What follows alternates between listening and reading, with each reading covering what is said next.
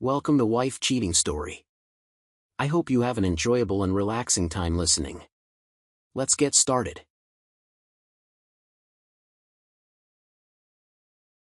We're thankful for your continued viewership. Before we begin, tell us, where in the world are you watching from? We love knowing our global reach. Now, let's dive into today's story. Chapter 1, Birthday Surprise. Vaughn Mercer stared at the cream-colored invitation in his hand, tracing the embossed lettering with his thumb. Natalie's 35th birthday celebration. His ex-wife of 2 years, celebrating in the sprawling lake house that had once been their shared dream. Now she lived there with Bradley Hoffman, the man she'd married just 8 months after their divorce was finalized. "You don't have to go, Dad," Lily said, her 7-year-old eyes wise beyond their years as she packed her overnight bag. "I can tell Mom you had to work." Vaughn knelt down to her level. "And miss dropping you off?" "Never. Besides, your mom and I agreed to be civil for your sake." What he didn't say was that he would endure far worse than an awkward social gathering to ensure he never missed a moment of Lily's life. The custody arrangement already took too much from him. Every other weekend and Wednesday dinners hardly seemed enough to watch his daughter grow. "Bradley doesn't like when you come inside," Lily said matter-of-factly. Vaughn kept his expression neutral, though his jaw tightened. "Well, that's Bradley's problem, isn't it?" The lake house loomed ahead as Vaughn's Audi wound down the private drive. Natalie had insisted on keeping it in the divorce, the place where they'd spent their first 5 anniversaries before buying it outright. Now, it was transformed, the rustic charm he'd loved replaced with sleek, modern furnishings. Even the exterior had been painted from warm cedar to sterile white. Cars lined the circular driveway. He recognized Natalie's parents' Lexus and several vehicles belonging to friends who'd chosen sides after the divorce. None had chosen his. "Lily," Natalie exclaimed as they entered, her smile faltering when she spotted Vaughn. She wore a form-fitting black dress, her blonde hair styled in loose waves. "I didn't expect you to come in. Just dropping off the birthday girl," Vaughn said, handing Lily's overnight bag to Natalie. "Happy birthday." Before Natalie could respond, Theodore and Diana Keller approached, their faces hardening at the sight of their former son-in-law. Behind them, Bradley emerged from the crowd, his arm possessively circling Natalie's waist.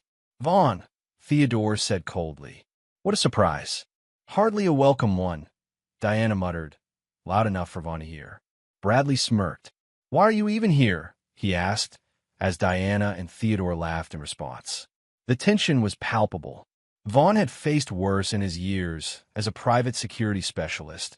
Warlords and criminals had tried to intimidate him in ways these suburban socialites couldn't imagine. But something in their collective dismissal cut deeper than he cared to admit. "Dad's bringing me to Mom's party," Lily said defensively, moving closer to Vaughn. Bradley bent down to Lily's level, his voice saccharine. "Sweetie, why don't you go find the other kids? They're in the game room, downstairs." "Actually," Lily said, grabbing Vaughn's hand with unexpected urgency, "Dad, we need to leave." "Something's wrong." The room fell silent. Vaughn looked into his daughter's eyes and saw genuine fear there. He gave a quiet nod. "I think we'll skip the party after all," Vaughn said calmly. "Seems Lily's not feeling up to it." Natalie stepped forward, her expression shifting from embarrassment to concern. "What's wrong, honey? Are you sick?" "She's fine," Bradley interjected. "She just wants attention." Vaughn felt Lily's grip tighten, her small fingers digging into his palm. Years of training had taught him to recognize warning signs, and every instinct told him his daughter's fear was genuine. "We're leaving," he said firmly. "I'll bring her back tomorrow." "You can't just change the custody schedule whenever you want," Natalie protested, but there was something off about her reaction, more calculated than concerned. Theodore stepped forward aggressively. "Now listen here, Mercer. You don't get to waltz in and disrupt Natalie's special day." As the confrontation escalated, Vaughn noticed something strange. A man standing near the bar was watching the scene with unusual intensity. He wasn't part of Natalie's usual social circle. Vaughn would have remembered him. The stranger caught Vaughn's eye briefly before turning away. "I'll call you later," Vaughn told Natalie, already guiding Lily toward the door. Outside, Lily remained silent until they were safely in the car and down the driveway. "You need to drive fast, Dad," she whispered, looking over her shoulder. "What's going on, Lily Pad? What scared you in there?" Her voice trembled. "I heard Bradley and that man with the scar talking in the study. They said they were going to take care of loose ends tonight." She paused, eyes wide. "Dad, they said your name." As Vaughn's knuckles whitened on the steering wheel, a black SUV appeared in his rearview mirror, accelerating rapidly behind them. Chapter 2: Dead Drops and Revelations. The SUV hung back just enough to maintain visual contact without being obvious, a textbook surveillance technique that Vaughn recognized instantly. He'd performed the same maneuver countless times during his 12 years with Sentinel Security Group before starting his own consulting firm. "Lily, I need you to get down," Vaughn instructed calmly, his mind racing through contingency plans. "Lie on the floor behind my seat and stay there until I say it's safe." "Are the bad men following us?" Lily asked, her voice remarkably steady as she unbuckled and slid down. "Just being cautious," Vaughn replied, taking a sharp turn onto a side road. The SUV followed. Confirmation. Vaughn's training took over. He'd spent years protecting high-value targets in hostile environments across the globe. Now, the most precious cargo he'd ever transported was his daughter, and someone was trailing them with unknown intent. He needed a defensible position and information. 20 minutes of evasive driving later, Vaughn pulled into the underground parking garage of an office building where his friend Dominic Rizzo maintained a private security firm. "Stay close," he instructed Lily as they hurried through the service entrance and up to Dominic's empty office suite. Vaughn used his emergency key and quickly disabled the alarm. "Uncle Dom's not here?" Lily asked, looking around the darkened office. "He's in Dallas this week," Vaughn replied, moving to the security console. "But his systems are always working." He pulled up the exterior cameras, confirming the black SUV had not followed them into the garage. For now, they were clear. "Lily," Vaughn said gently, kneeling before his daughter, "I need you to tell me everything you heard at the party, even things that might not seem important." Lily's account was fragmented but disturbing. Bradley and a man she described as having an angry line on his face, presumably a scar, had been discussing something involving offshore accounts, a timeline that had been accelerated, and Vaughn being a problem that needed handling. "They seemed scared when they talked about a woman named Portia," Lily added. "Bradley said she was getting suspicious and might talk to you." The name hit Vaughn like a physical blow. Portia Devereux had been Natalie's best friend since college, and the one person who had reached out to Vaughn after the divorce, hinting that there was more to the breakup than he knew. They'd met for coffee once, 3 months ago, but she'd been vague and seemed frightened. She'd promised to contact him again with proof, but never did. Vaughn had dismissed it as divorce drama at the time, focusing instead on rebuilding his life and being there for Lily. Now, he wondered if that had been a catastrophic mistake. While Lily dozed on the office couch, Vaughn began pulling threads. A deep search on Bradley Hoffman revealed inconsistencies in his background. The successful investment advisor persona showed cracks under scrutiny, periodic employment gaps, sudden relocations, and a suspicious absence of digital footprint before 2015. More disturbing was what Vaughn found on Theodore Keller, Natalie's father. The retired banking executive had been investigated twice by federal authorities for suspicious financial transactions. Both cases were abruptly closed without charges. The lead investigators subsequently transferred or retired. By midnight, Vaughn had compiled enough to suspect he'd barely scratched the surface of whatever was happening. He needed more resources and a safe place for Lily. A text message alert broke his concentration. An unknown number with a single message. Portia Devereux found dead in her apartment. Apparent suicide. Police involved. Watch yourself. Vaughn stared at his phone, ice forming in his veins. The message could only have come from one of his former colleagues at Sentinel, people who monitored police bands and kept tabs on potential security threats. Something much darker than a bitter ex-wife and her arrogant new husband was unfolding. Vaughn made 3 calls, one to his sister Renee to arrange emergency care for Lily, one to his attorney to document the custody situation, and one to a former associate who specialized in deep background investigations. By dawn, Lily was safely with his sister in a vacation cabin outside cell coverage, and Vaughn was back at his condo, methodically preparing for what was coming. He pulled his go bag from the hidden compartment in his closet. Cash, untraceable burner phones, and a Glock 19 he'd carried during his most sensitive operations overseas. As he loaded the weapon, Natalie's frantic voice filled his voicemail. "Where the hell are you with my daughter? Bradley's calling the police for kidnapping. This is insane, Vaughn. Whatever you think you're doing." He deleted the message and powered down his primary phone. The rules had changed. Someone had killed Portia to keep her quiet, and they wouldn't hesitate to eliminate him next. But unlike Portia, Vaughn wasn't easily eliminated. And now, he had something much more powerful than evidence. He had purpose. Chapter 3: The Devil's Ledger. Rain lashed against the windows of the abandoned waterfront warehouse as Vaughn waited, the cavernous space illuminated only by the faint glow of the city skyline. He checked his watch, 2:37 a.m., and adjusted his position behind a stack of rotting pallets. Franklin Wells was 20 minutes late, which was unlike the fastidious former CIA analyst. In their years working together at Sentinel, Wells had earned the nickname Clockwork for his precision. A delay meant complications. The heavy metal door finally creaked open, and Wells slipped inside, his raincoat glistening with moisture. He moved cautiously, scanning the shadows before approaching the meeting point.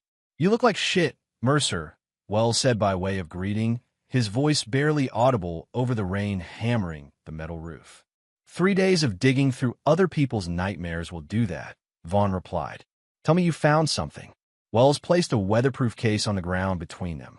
"I found the Devil's Ledger." He glanced nervously toward the door. "You were right about Bradley Hoffman. The man doesn't exist, at least not before 2015.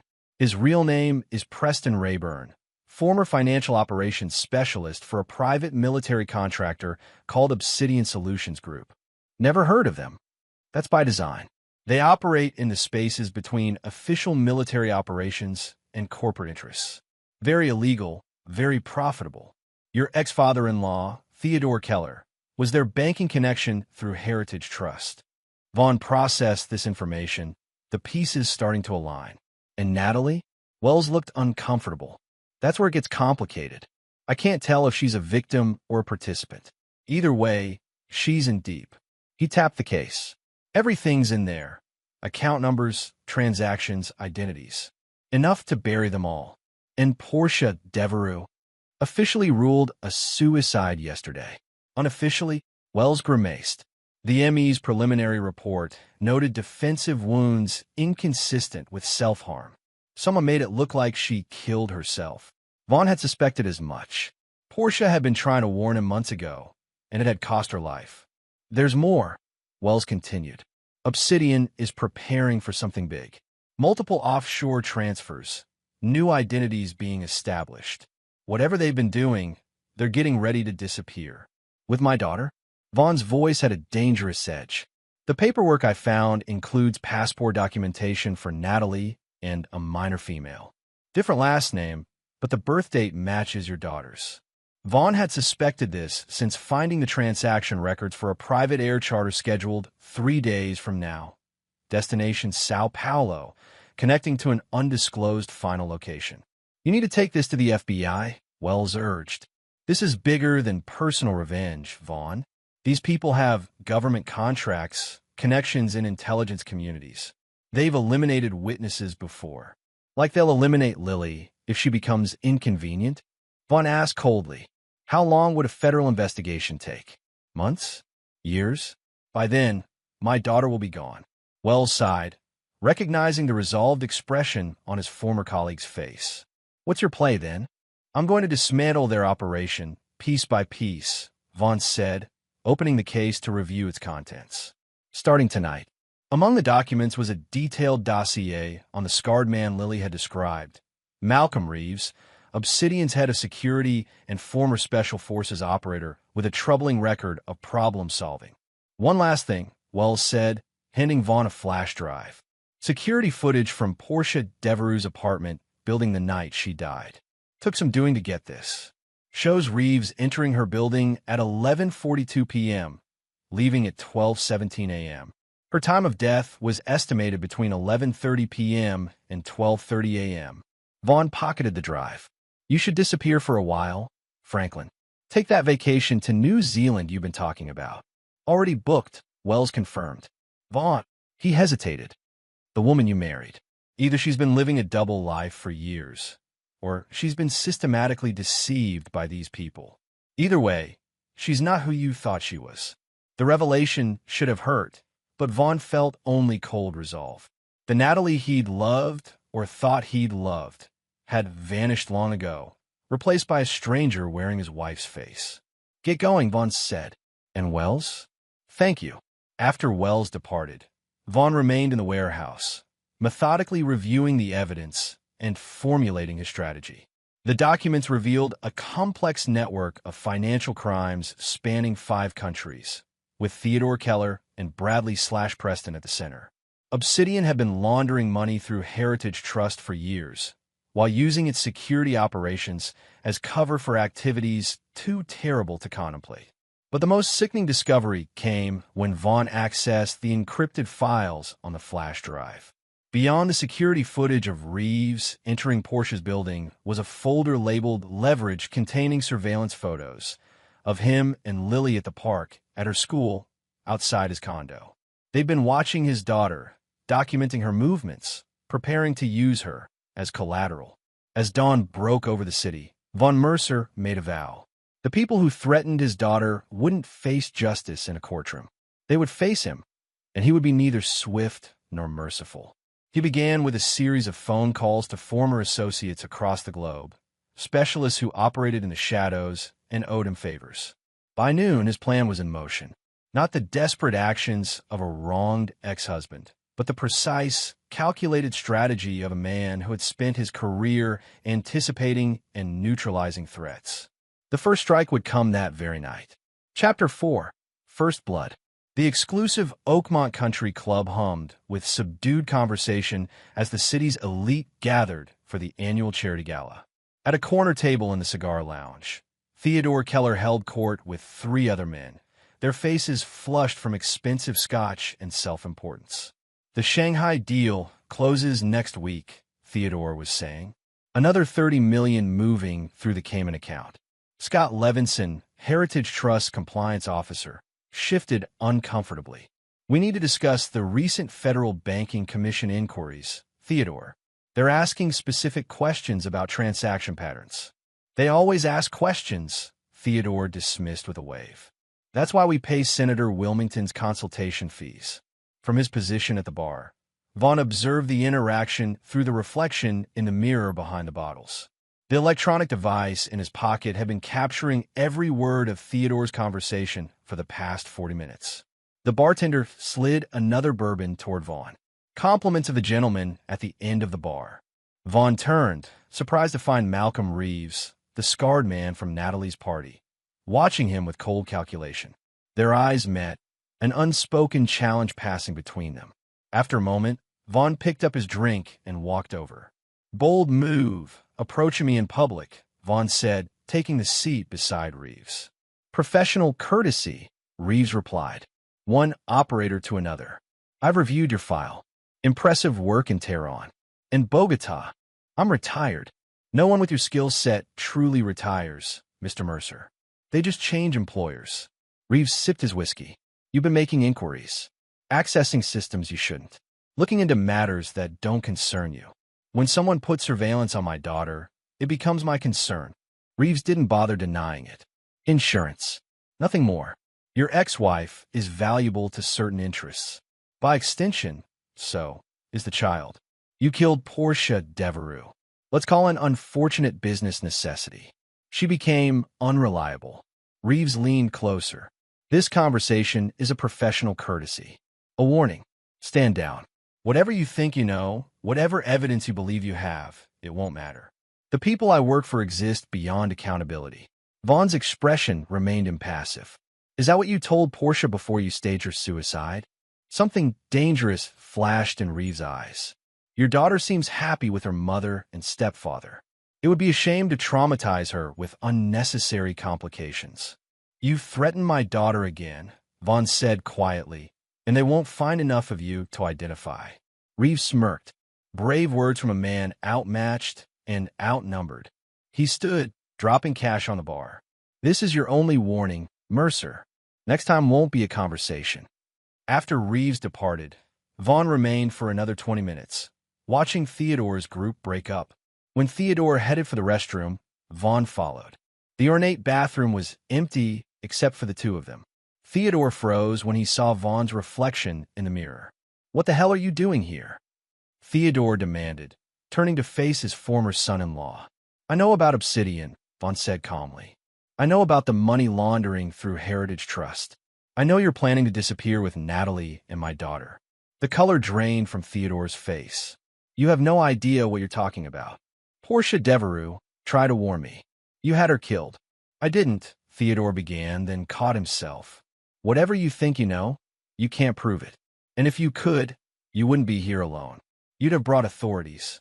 "I'm not interested in legal justice," Vaughn replied. "Just justice." "Are you threatening me?" Theodore's indignation barely masked his fear. "I'm promising you this. If you try to take my daughter out of the country, I will dismantle everything you've built. Everyone you care about will watch as you're exposed and ruined." Theodore's shock transformed into cruel amusement. "You still don't get it, do you? Natalie never loved you. You were useful, a security expert with connections and no family complications. She married you on my instruction. Your function was to provide cover and legitimacy while we expanded operations." The revelation landed like a physical blow, but Vaughn's expression remained unchanged. "And Lily, an unfortunate complication. Natalie was supposed to remain childless, but she became attached to the idea of motherhood." Theodore straightened his tie. "You've wasted enough of my time with these melodramatic accusations. Stay away from my family, or the consequences will be severe." As Theodore moved to leave, Vaughn placed a hand on his shoulder. "One last thing." He held up his phone, showing Theodore the active recording. "Your conversation about the Shanghai deal and Senator Wilmington has already been sent to 3 separate secure locations. If anything happens to me or Lily, it goes to the FBI, Interpol, and the Wall Street Journal simultaneously." Theodore's face contorted with rage. "You're playing a dangerous game." "No," Vaughn replied. "I'm ending one." Later that night, Scott Levinson, Heritage Trust compliance officer, received an anonymous package containing irrefutable evidence of Theodore Keller's financial crimes, along with details of Obsidian's operations. By morning, he would deliver it all to the Federal Banking Commission, setting in motion the first phase of Vaughn's plan. Meanwhile, in a luxury downtown apartment, Malcolm Reeves discovered his secure personal server had been breached, all files copied and deleted. His offshore accounts were emptied, digital identity erased. On his bathroom mirror, written in his own shaving cream, "First warning." The hunt had begun. Chapter 5. The Hourglass Turns. Morning sunlight streamed through the blinds of the safe house apartment as Vaughn reviewed the latest intelligence from his network. Heritage Trust was in chaos. The Federal Banking Commission had arrived unannounced at 8 a.m. with a warrant, and Theodore Keller had been escorted from the building in full view of his employees. It would be hours before he secured bail. The burner phone on the table buzzed. A text from his sister. "Lily's safe. No unusual activity. She misses you." Vaughn allowed himself a moment of relief before refocusing. The clock was ticking. With Theodore detained, Obsidian would accelerate their evacuation plans. He needed to move quickly. The television news played in the background. A reporter standing outside Heritage Trust headquarters. Allegations of extensive money laundering and securities fraud. Sources close to the investigation suggest connections to international arms dealing through a private military contractor. Vaughn's phone buzzed again, this time his primary cell phone, which he kept powered off except for brief checks. 17 missed calls from Natalie, 3 from Bradley, and a voicemail from his attorney. He listened to the attorney's message first. "Vaughn, they filed emergency custody modification papers alleging parental kidnapping. Judge Hanscom granted a temporary order. You need to produce Lily immediately or face criminal charges. Call me. Next came Natalie's latest voicemail, her voice eerily calm. Vaughn, you've put us in an impossible position. Whatever you think you know, you're wrong. Bradley, and I just want what's best for Lily. Bring her home, and we can talk this through like adults. Please, before this gets any worse. The calculated manipulation in her tone confirmed what Theodore had revealed. Natalie had never been who she pretended to be. The woman he'd loved, the mother of his child, had been a carefully constructed fiction. A knock at the door interrupted his thoughts. 3 short raps, a pause, then 2 more, the arranged signal. Vaughn checked the peephole before admitting Gabriella Acosta, a former intelligence analyst who now worked as a private investigator. You look terrible, she observed, setting down her laptop bag. Sleeping's overrated, Vaughn replied. What did you find? Your ex-wife's been busy, Gabriella said, opening her laptop. In the past 48 hours, she's liquidated over $2 million in assets and transferred the funds through a series of shell companies. Classic laundering pattern. Destination? Final transfer went to an account in the Cayman Islands registered to a company called Blue Horizon Ventures. Obsidian subsidiary, Vaughn noted. They're preparing to run. Gabriella nodded. There's more. Bradley Hoffman, or Preston Rayburn, whatever he's calling himself, has been making calls to a private airfield outside the city. Changed their departure time from Friday to tomorrow night. The accelerated timeline was concerning but not unexpected. With Theodore compromised and Vaughn clearly onto them, they would be desperate to escape. What about Malcolm Reeves? Gabriella's expression turned grim. He's gone completely dark since his accounts were drained. But before he disappeared, he made contact with these 3 individuals. She displayed photos of hard-looking men, former Obsidian operatives, professional hitters. He's assembling a kill team, Vaughn concluded. Most likely. And based on their movement patterns, they're already in the city. Vaughn considered this development. Reeves was dangerous alone. With a team of trained killers, the threat level increased exponentially. There's one more thing you should see, Gabriella said, pulling up an email thread. I managed to access Bradley's secure server. These communications between him and Theodore Keller go back 7 years, including detailed discussions of using you for operational cover and exit strategy if things went south. Vaughn scanned the emails, his expression hardening as he read the clinical assessment of his vulnerabilities, the cold calculation of how his security expertise could benefit their operation, how his love for Natalie made him easy to manipulate. One passage stood out with sickening clarity. Mercer's background is perfect, orphaned at 12, minimal family connections, devoted to his career. Once Natalie establishes the relationship, his protective instincts will make him putty in her hands. The marriage needs to last 3 to 5 years minimum for optimal credibility. Vaughn had always believed his orphan status and self-reliance were strengths. These people had seen them as exploitable weaknesses. They've been planning this for years, he said quietly. It gets worse, Gabriella replied, showing him another document. Contingency plans for asset removal if you became problematic. They were prepared to eliminate you from the beginning. The final piece clicked into place. His marriage, his life with Natalie, all of it had been an elaborate cover operation. The only real thing to come from it was Lily, and even she had been viewed as a complication rather than a child. What's your next move? Gabriella asked. Vaughn closed the laptop. I need to see Natalie. Face to face. That's suicide with Reeves hunting you. I'm counting on it, Vaughn replied. Give me everything on the private airfield, security layouts, personnel, flight plans. And I need eyes on Bradley. If he moves, I want to know. After Gabriella left, Vaughn prepared for the confrontation ahead. He cleaned his weapon, methodically checked his equipment, and reviewed the intelligence again. The pieces were in place.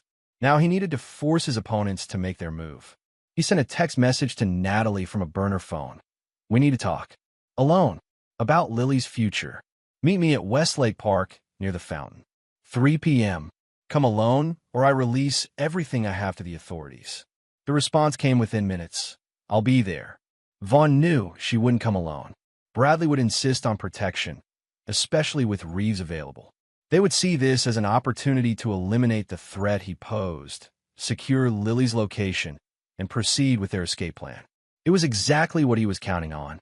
At precisely 2:45 p.m., Vaughn entered Westlake Park from the south entrance, keeping to the crowded areas as he made his way toward the fountain. He spotted Natalie immediately, her blonde hair catching the afternoon sun as she sat on a bench, sunglasses concealing her eyes. What she didn't realize was that Vaughn had arrived 90 minutes earlier to position resources and identify the trap they'd set. From his vantage point, he could see the two men in casual clothes positioned at the north and east entrances. A third man sat reading a newspaper on a bench with clear sight lines to Natalie. Malcolm Reeves himself would be coordinating from a distance, likely from one of the overlooking buildings. Vaughn approached Natalie from behind, noting how she tensed when she sensed his presence. "Hello, Natalie," he said, taking a seat beside her. "Or should I use your operational designation? Siren, wasn't it? From the Project Odysseus files." She removed her sunglasses, her blue eyes cold and calculating, so different from the warm gaze he'd once loved. "You've been busy, so have you. Liquidating assets, preparing new identities, arranging private transportation. It's not what you think," she said, her voice taking on the concerned tone she'd perfected over their years together. "Theodore's been involved in some questionable business dealings. Bradley and I just found out. We're trying to protect Lily." "Stop lying," Vaughn said quietly. "I know everything. About Obsidian, about your role in the operation, about how you were assigned to marry me as cover." For a moment, Natalie's composure slipped, genuine surprise crossing her features. Then her expression hardened. "Fine. What do you want?" "To understand one thing," Vaughn replied. "Was any of it real? Any moment of our life together?" Natalie hesitated, something unreadable flickering in her eyes. "Lily," she finally said. "Lily wasn't part of the plan. I wasn't supposed to get pregnant. But when it happened," she trailed off, "having her change things. But not enough to stop using her as leverage against me." "We do what's necessary to survive," Natalie replied coldly. "Now, where is she?" "Safe. Beyond your reach." Natalie's eyes narrowed. "Reeves will find her. He finds everyone." "Reeves is otherwise occupied," Vaughn said, nodding slightly toward the north entrance where police officers were now approaching one of the surveillance men. "Anonymous tip about an armed suspect. Same for your east entrance coverage." Alarm spread across Natalie's face as she realized the trap had been reversed. "You can't win this, Vaughn. You don't understand the resources aligned against you." "I understand perfectly," Vaughn replied, standing up. "Give Bradley a message for me. Tell him I'm coming for him next." As he walked away, Natalie called after him, "They'll kill you. You can't protect Lily if you're dead." Vaughn didn't look back. Phase 2 of his plan was now in motion. Chapter 6: Betrayal's Price. The private airfield glowed under security lights as evening descended, its perimeter patrolled by armed guards.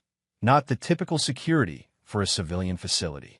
From his observation position in the tree line, Vaughn counted 6 men with military-grade weapons and tactical movement patterns. Definitely Obsidian personnel. His earpiece crackled. "Perimeter sweep approaching your position," warned Gabriella, who was monitoring the security feed she'd hacked. 30 seconds. Vaughn melted deeper into the shadows as 2 guards passed within yards of his location, their conversation drifting through the darkness. "Triple the detail after what happened to Keller," one was saying. "Rayburn's freaking out. Can you blame him? Someone systematically dismantled our entire operation in 72 hours. You think it's really just the ex-husband? Whoever it is, they're good. Too good." Once they passed, Vaughn continued his approach to the hangar where a Gulfstream G650 was being prepared for departure. According to the flight plan Gabriella had obtained, it was scheduled for a 2 a.m. takeoff, destination Sao Paulo, then onward to an undisclosed location. "I have eyes on primary target," Gabriella reported. "Bradley and Natalie just arrived. 2-vehicle convoy, heavily armed escort. Any sign of Reeves?" "Negative, but satellite thermal shows 8, possibly 9 armed individuals inside the main hangar. They're expecting trouble. They were right to expect it, though not in the way they anticipated. Vaughn had no intention of assaulting a fortified position held by former Special Forces operators. He had a different approach in mind. Execute Phase 3, he instructed. Across the city, coordinated events began unfolding. Federal agents raided 3 Obsidian Front companies based on anonymous tips and documented evidence. Local police, acting on similar information, secured Malcolm Reeves' safe house, finding enough illegal weapons to guarantee federal charges. Most significantly, every major news outlet simultaneously received comprehensive files on Obsidian's illegal operations, complete with Bradley Hoffman/Preston Rayburn's involvement and connections to Theodore Keller. The reaction at the airfield was immediate. Vaughn watched through high-powered binoculars as Bradley emerged from the hangar, shouting into his phone. Even from a distance, the panic in his body language was evident.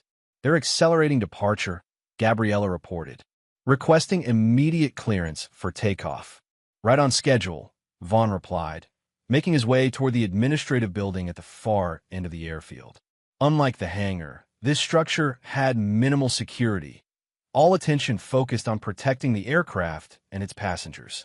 Inside, he moved silently through darkened corridors until he reached the communications room.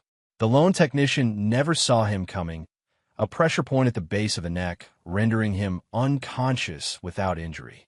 Vaughn locked the door and accessed the facility's internal systems. Within minutes, he had control of the airfield's communications, security cameras, and most importantly, the fuel management system for the Gulfstream. "All assets in position," came Gabriella's voice in his ear.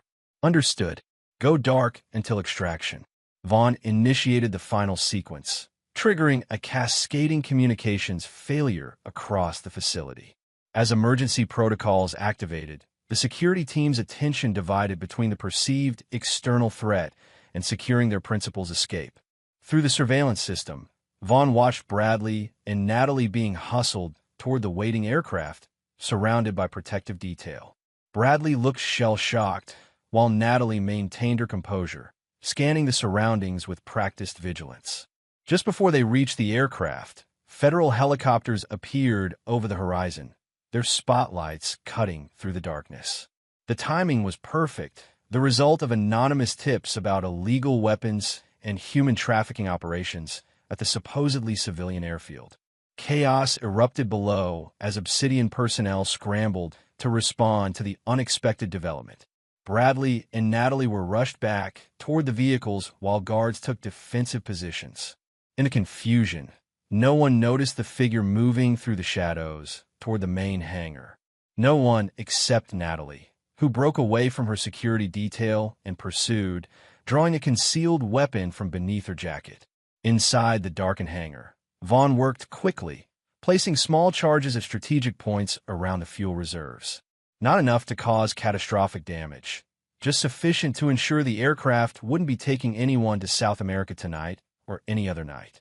"I should have known," came Natalie's voice from behind him. "The others underestimated you. I warned them." Vaughn turned slowly to face his ex-wife, noting the 9mm pistol aimed steadily at his chest. "You always were the smarter one. This won't end well for you," Natalie said, maintaining her distance. "Even if you manage to bring down Obsidian, others will take its place. The same people who protected Theodore all these years will find new assets to control." "Maybe," Vaughn acknowledged, "but they won't have my daughter." Something shifted in Natalie's expression, a flash of genuine emotion breaking through her operational facade. "I do love her, Vaughn. Whatever else was false, that never was. And yet you were prepared to take her away forever, to raise her in a world of criminals and killers." "I was protecting her," Natalie insisted. "You don't understand what these people are capable of." "I understand perfectly," Vaughn replied. "That's why I've spent the last 3 days systematically dismantling their entire operation. Bank accounts frozen, identities compromised, safe houses exposed. By morning, there will be nothing left of Obsidian or anyone connected to it." Fear flashed across Natalie's features. "You can't have reached everyone. The organization is too extensive." I didn't have to, Vaughn said. I just had to create enough chaos and uncertainty to turn them against each other. The rest is happening on its own.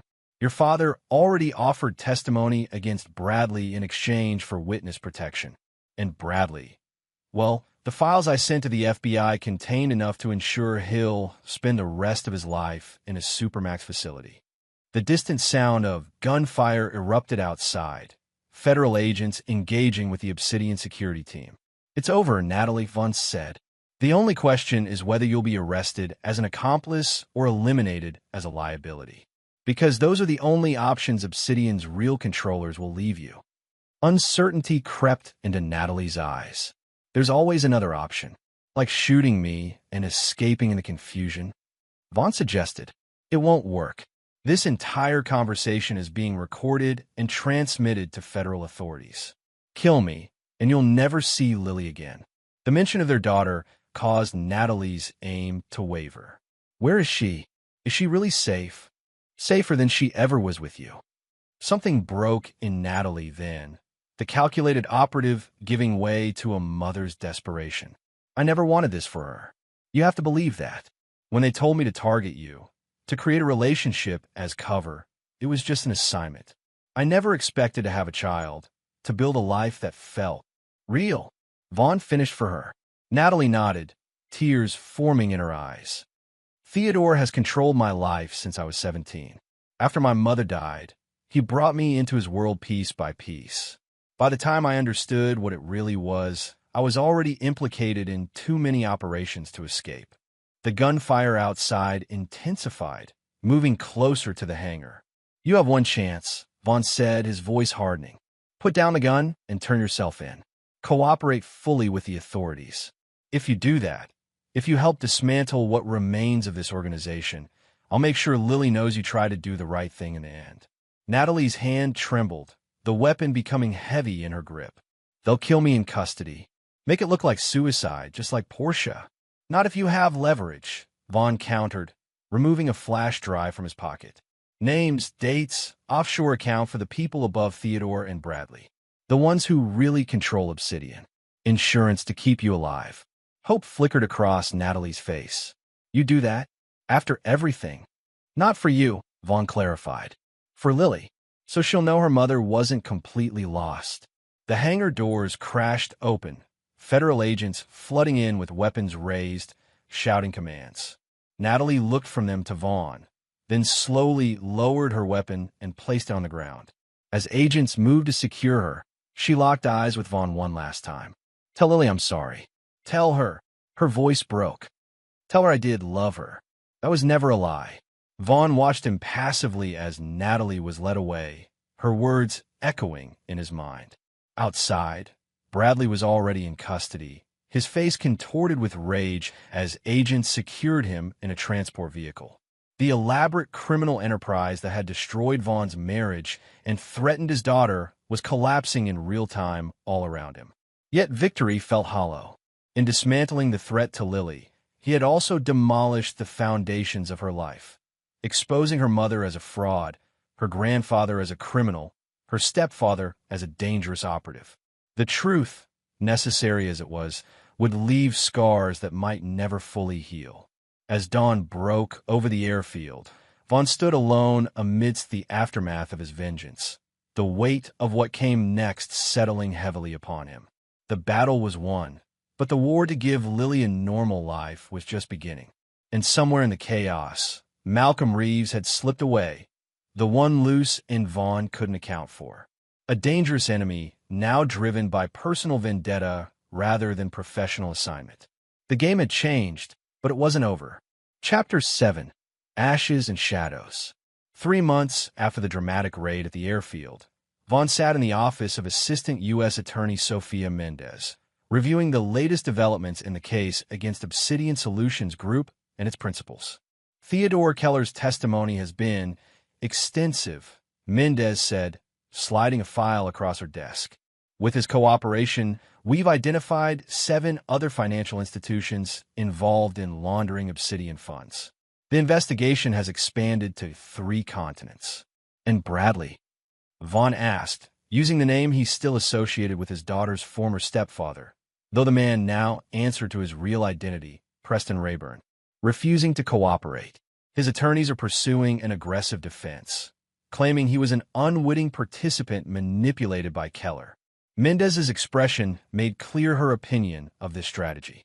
With the evidence he provided, plus Natalie's testimony, he's facing multiple life sentences regardless. Natalie, even after everything, her name still evoked complicated emotions. She remained in federal custody, her cooperation ensuring protection from both prosecution and the remnants of Obsidian seeking to silence her. Have there been any credible threats against her? Vaughn asked. Mendez nodded grimly. 2 attempts in the first month. We've since moved her to a more secure facility under a different identity. The information she's providing about Obsidian's government contracts has made some very powerful people nervous.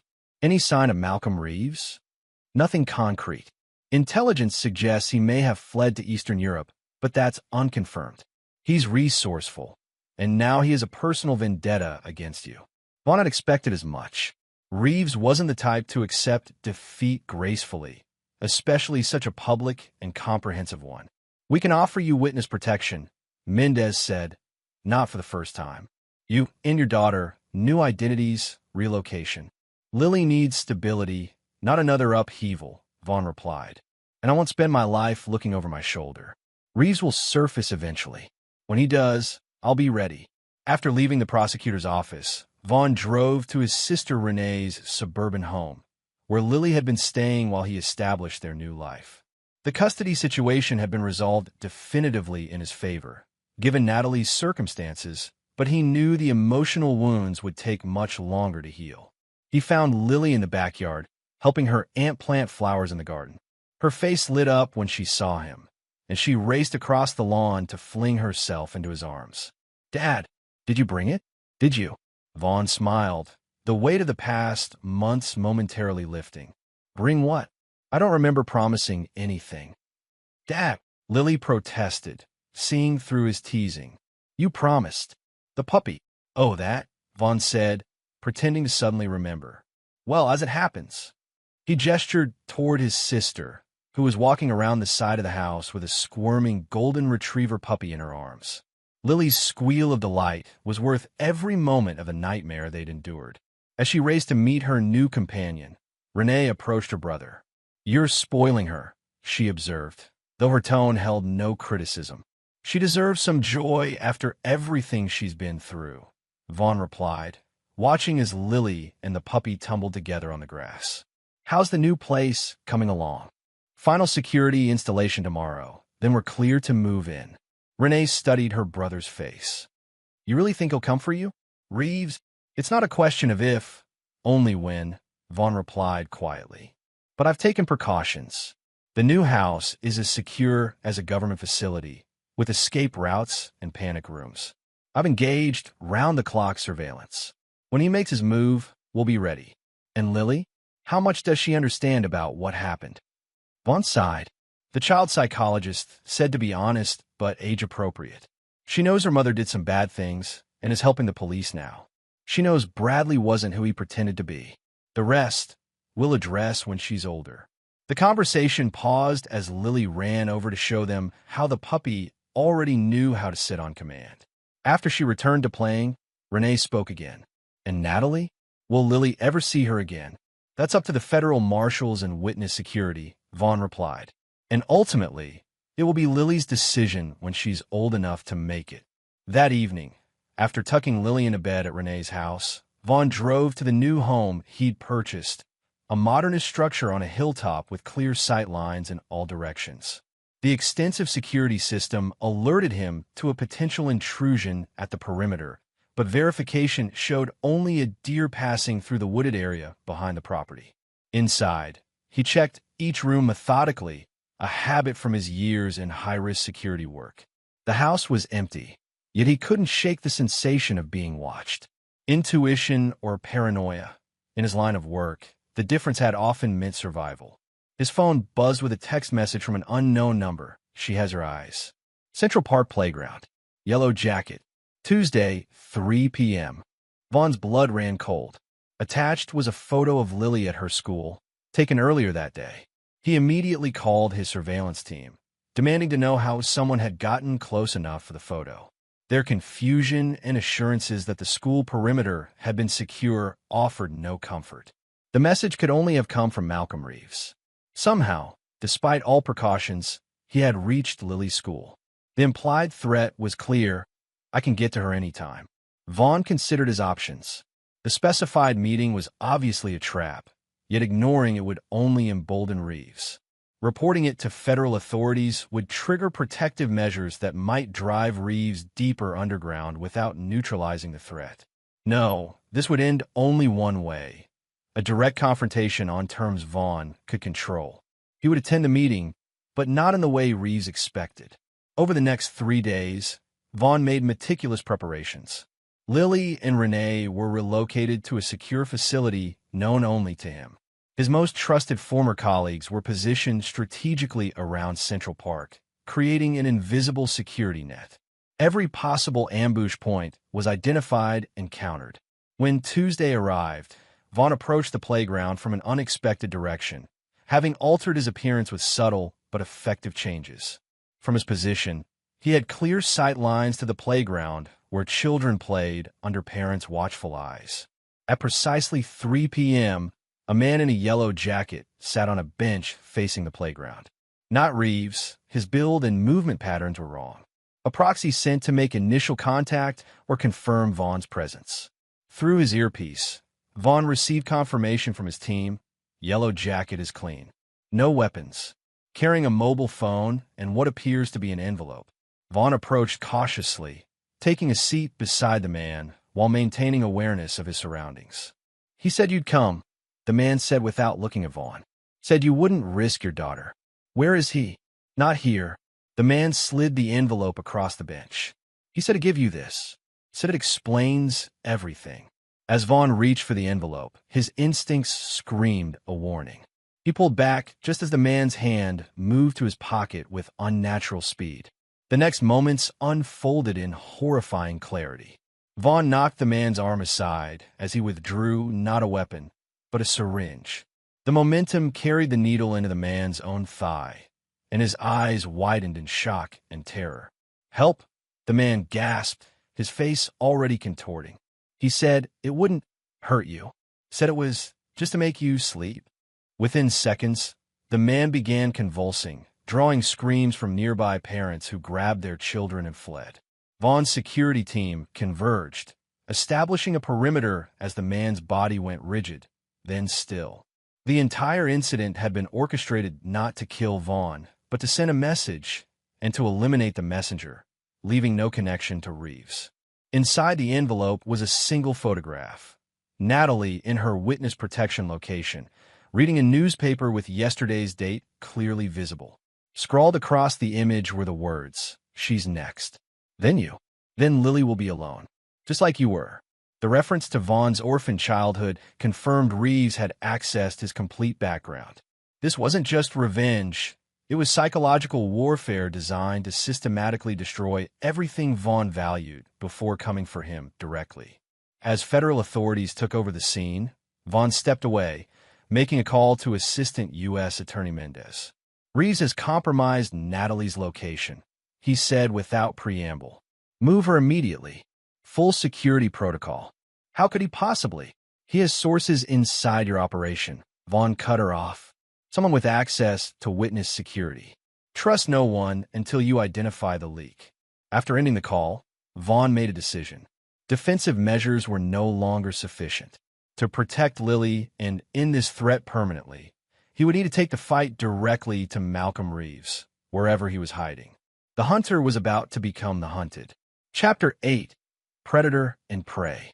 The abandoned steel mill stood silhouetted against the night sky, its skeletal structure a monument to industrial decay. Rain pelted the rusted metal, creating an eerie percussion that masked Vaughn's approach through the surrounding wetlands.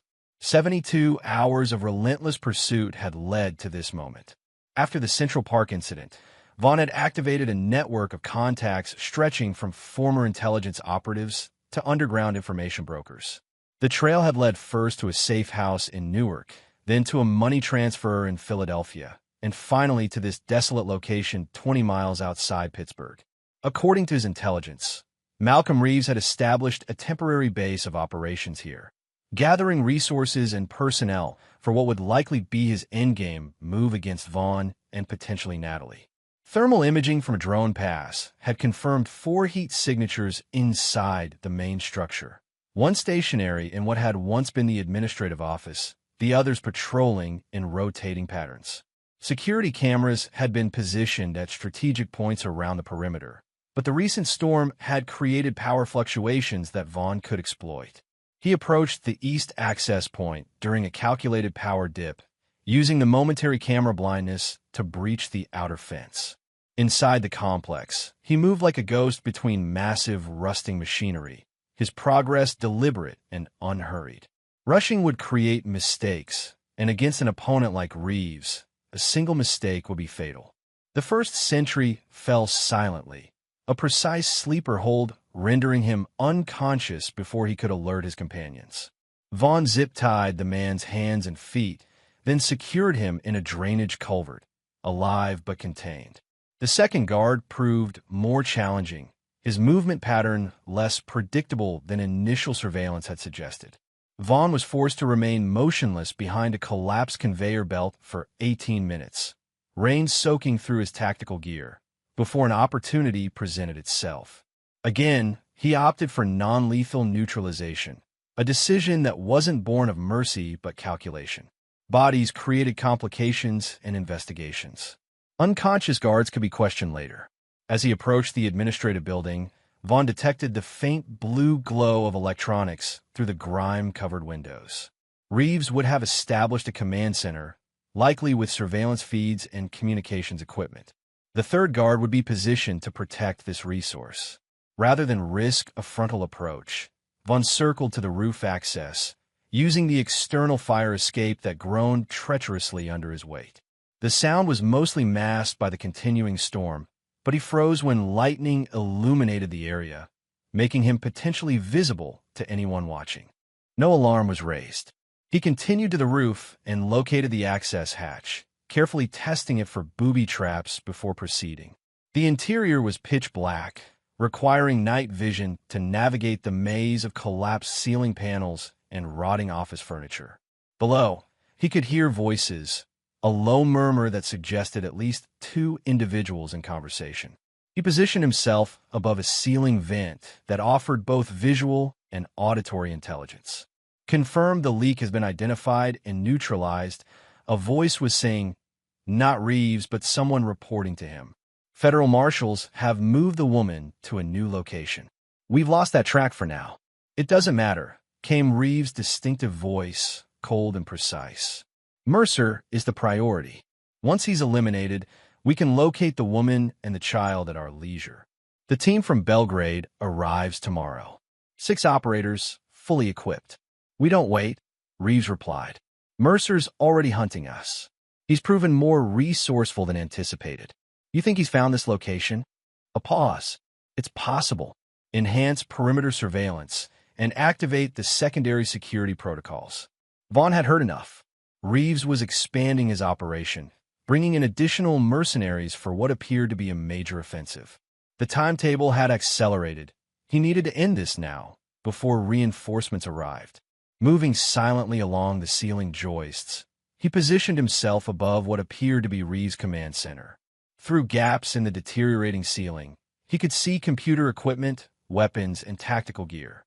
Reeves sat at a central desk, studying something on a monitor, while his subordinate, a younger man with military bearing, checked surveillance feeds on a separate screen. Vaughn considered his options.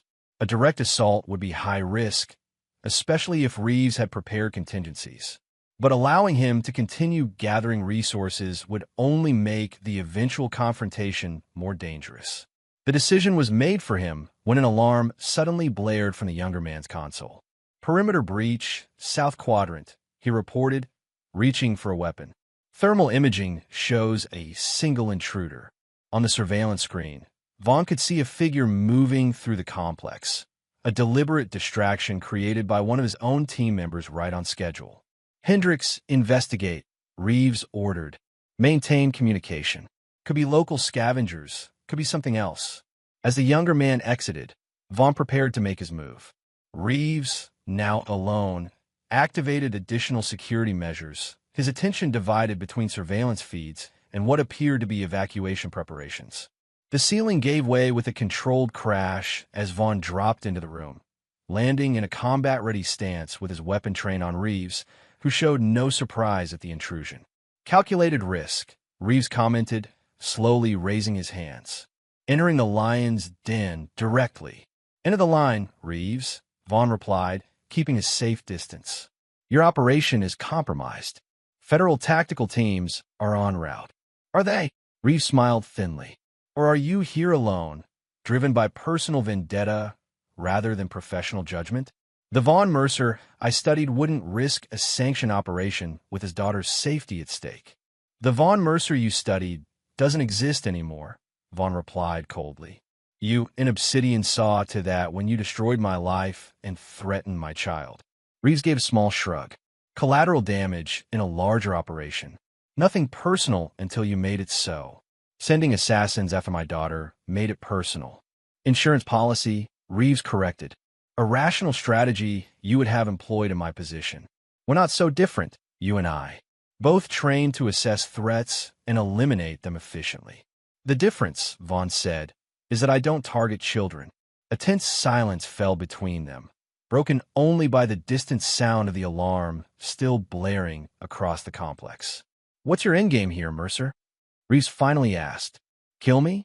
Turn me over to authorities? Neither resolves your situation. There are others who will continue what I started. People who consider your knowledge of Obsidian operations an unacceptable liability.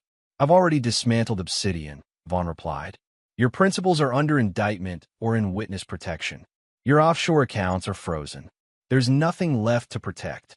Something shifted in Reeves' expression, the first hint of genuine emotion breaking through his professional facade. There's always something left. Always loose ends to eliminate. That's why we're both here, isn't it? To tie up the final loose end in this operation. The radio on Reeves' desk crackled. No sign of the intruder. Possible false alarm from wildlife. Continuing perimeter sweep.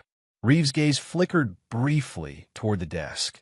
A momentary tell that Vaughn recognized from years of high-stakes confrontations. There was something on that desk beyond the radio. Something Reeves considered a potential game-changer. Hands on your head, Vaughn commanded, moving to secure Reeves while maintaining awareness of potential threats. Kneel, facing away from the desk. Reeves complied with deliberate slowness. You're making a mistake, Mercer. I'm offering you a way out, for you and your daughter. A permanent resolution. The only resolution is ending the threat you pose, Vaughn replied, securing Reeves' hands behind his back with reinforced zip ties. Whatever you're planning dies here. Once Reeves was restrained, Vaughn approached the desk cautiously, keeping his weapon trained on his prisoner.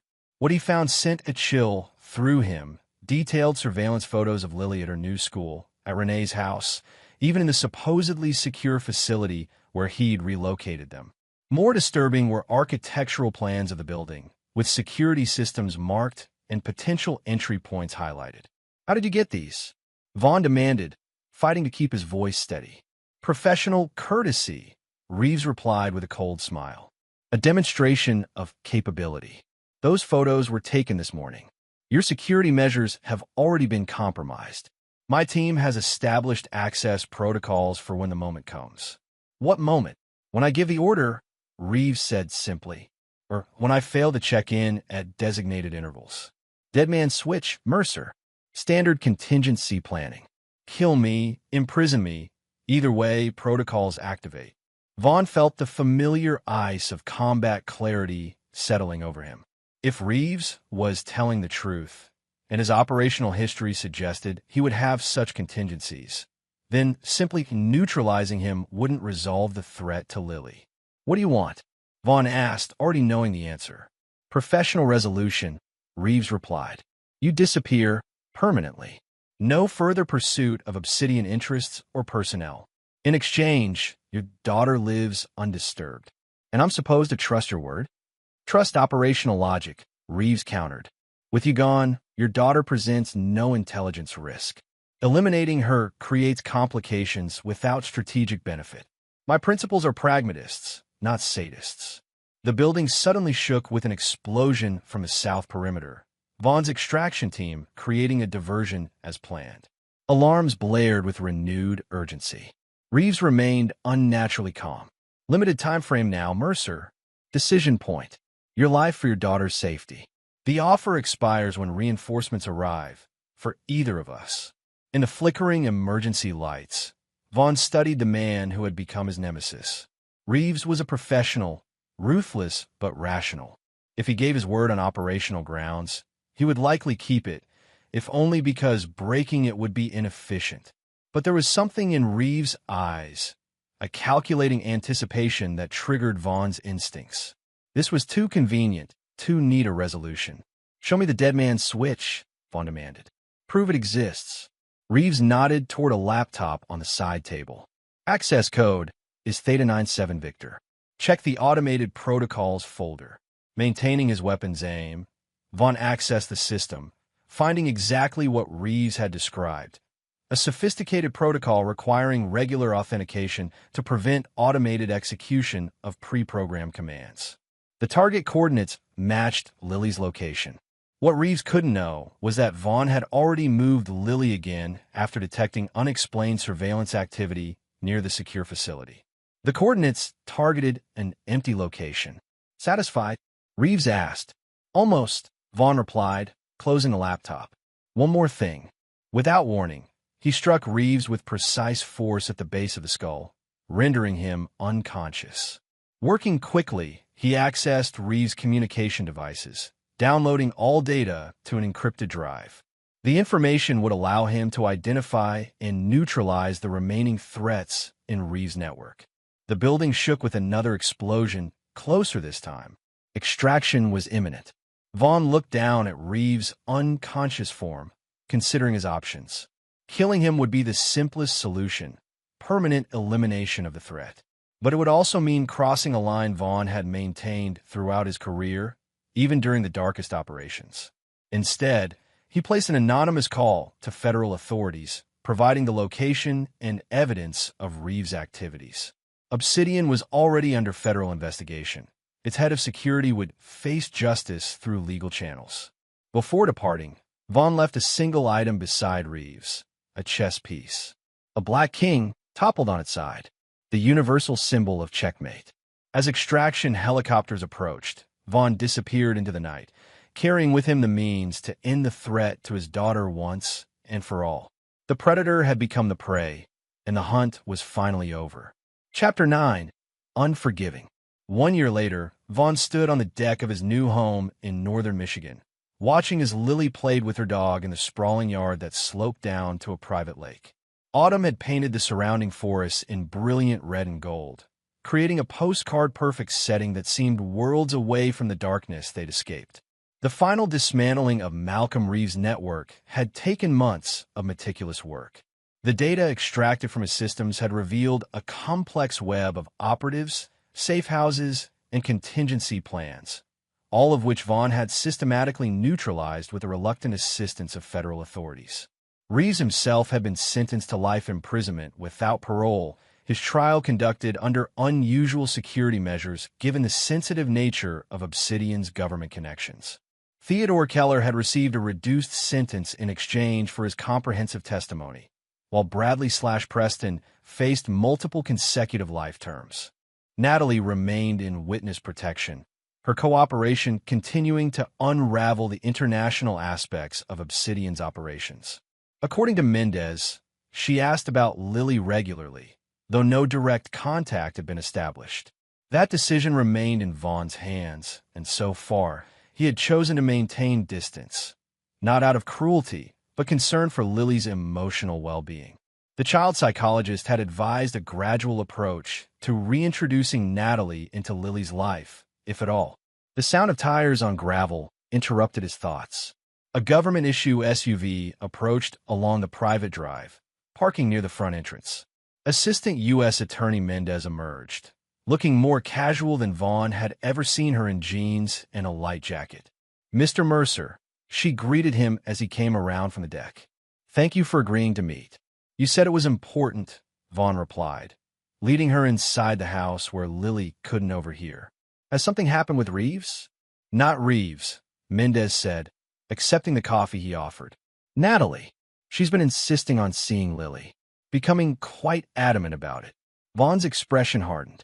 "The court granted me sole custody with visitation at my discretion. Nothing has changed." "Legally, no," Mendez agreed. "But she's making formal requests through official channels now." Given her continued cooperation, some in the Justice Department are sympathetic. "And you?" Mendez sighed. "I'm here as a courtesy, Vaughn, to warn you that pressure may be coming. Natalie has powerful advocates now. People who see her as instrumental in bringing down a significant national security threat. She was part of that threat," Vaughn reminded her. "She helped create it, under duress, according to her testimony. The coercion angle has gained traction with the courts." Vaughn stared out the window at Lily, considering the implications. What does she want exactly? Supervised visitation to start. Eventually, shared custody once her situation stabilizes. No, the word was simple, final. She forfeited that right when she planned to disappear with Lily as part of a criminal enterprise, when she allowed my daughter to be used as leverage in their operations. She claimed she was protecting Lily from worse alternatives, Mendez said, that Theodore threatened both of them if she didn't comply with his plans. And her initial targeting of me, her false marriage, was that protection too? Mendez had no answer for that. "I need you to understand something," Vaughn continued, his voice quiet but intense. "I've forgiven many things in my life. Betrayals, injuries, even attempts on my life. But I will never, never forgive anyone who endangers my child." Natalie crossed that line. So did Theodore. So did Bradley. There is no coming back from that. The courts may not see it that way, Mendez warned. They tend to favor maternal relationships when possible. "Let me be perfectly clear," Vaughn said, leaning forward. "If the courts attempt to force this issue, I will release everything I have on Obsidian's government connections. Every contract, every operation, every official who looked the other way. The complete data set that I extracted from Reeves' systems, but never fully disclosed to your department." Mendez paled slightly. "That would compromise ongoing cases, jeopardize national security." "Then I suggest you make that clear to whoever is advocating for Natalie," Vaughn replied. "My priority is my daughter's safety and well-being. Nothing else matters." After Mendez departed, Vaughn remained in his study, reviewing the extensive security measures that protected their new home. The property was registered under a corporate entity with no connection to his name. Their electronic footprint was minimal, their movements unpredictable. He had created a fortress, not of walls and alarms, but of anonymity and strategic precaution. Lily's laughter drifted through the open window as she played with her friend from the neighboring property, the first real friendship she developed since the upheaval. The child psychologist had reported significant progress in her emotional recovery, noting that the stability of their new life was helping her process the traumatic events of the past. That evening, as he tucked Lily into bed, she asked the question she occasionally revisited. "Dad, will I ever see Mom again?" Vaughn sat on the edge of her bed, choosing his words carefully. "Your mom is still helping the police with some very important work. It makes it difficult for her to visit right now. But someday, when you're older, you'll have choices about that," he said truthfully. "And I'll support whatever you decide." Lily considered this, her young face thoughtful. Bradley wasn't a good person, was he? No, he wasn't. And Grandpa Theodore? Vaughn sighed. He made some very bad decisions that hurt a lot of people.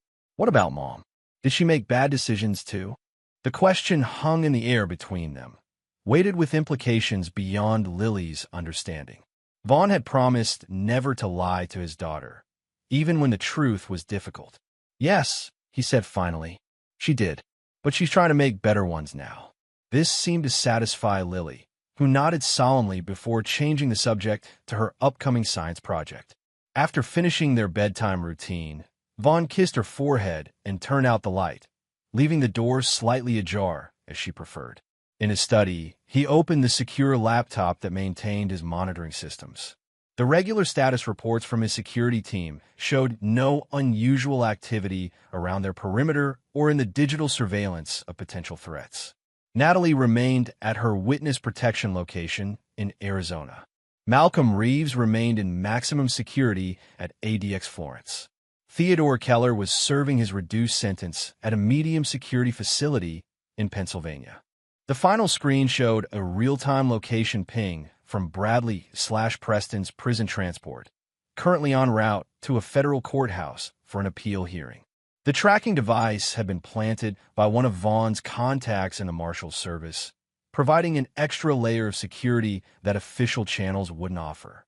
As he was about to close the laptop, an alert flashed on the screen, an unexpected deviation in the transport route. The vehicle had turned onto a secondary road, away from the designated secure path to the courthouse. Vaughn immediately activated enhanced tracking, watching as the transport continued along isolated country roads. This wasn't a standard route change. It was completely off protocol. He made a quick call to his contact in the Marshal's Service, who promised to investigate immediately. Within minutes, the response came back. No authorized route change had been logged. The transport wasn't responding to communication attempts. Vaughn watched the tracking screen with growing apprehension as the transport came to a stop in a remote area. The signal remained stationary for 17 minutes, then began moving again, but at a much higher speed and in the opposite direction. An hour later, the news broke across emergency channels. A federal prisoner transport had been attacked by unknown assailants. 2 marshals dead. The prisoner, Preston Rayburn, formerly known as Bradley Hoffman, missing and presumed extracted by the attackers. Vaughn's security protocols activated automatically. Additional personnel deployed to the perimeter of his property. Surveillance drones launched to monitor the surrounding area. Evacuation vehicles prepared for immediate departure if necessary. But even as these measures unfolded, Vaughn knew they were likely unnecessary. This wasn't about him or Lily, not directly.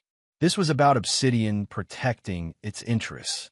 Bradley/Preston knew too much, had been too deeply embedded in their operations.